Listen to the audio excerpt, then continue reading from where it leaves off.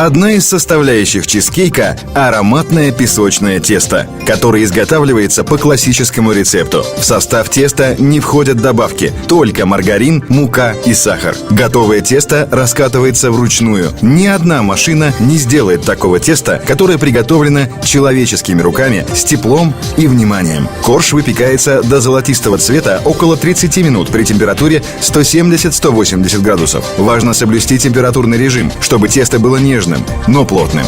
Через 30 минут корж вынимают из печи и ставят остывать при комнатной температуре, чтобы не нарушить его структуру. Затем корж измельчают в песочную крошку. Неожиданно, но именно так происходит создание нежнейшего пирожного чизкейка богема. Песочную крошку смешивают со сливочным маслом в миксере, делая чизкейк не просто легким, но и сытным десертом. Сытная часть чизкейка готова. Для изготовления чизкейка подорожник использует только натуральный творог. Продукт имеет однородную структуру. В нем нет подсушенных сегментов. Это говорит о том, что творог свежий. В химической лаборатории творог проверяют на соответствие нормам кислотности и жирности. Для приготовления десерта премиум-класса кондитеры берут творог только 5% жирности. Вторая составляющая чизкейка – творожное суфле. Творог смешивается с кремообразной начинкой и взбивается в миксере. После того, как все ингредиенты готовы, в форму для выпекания закладывается смесь крошки с маслом, а поверх нее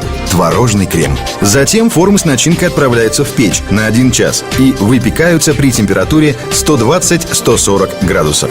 После этого формы должны остыть при комнатной температуре. Резкие перепады температур недопустимы, иначе будет нарушена структура этого капризного лакомства. Намазываем выпечку карамельной глазурью.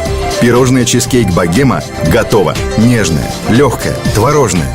Это стоит попробовать. Приятного аппетита!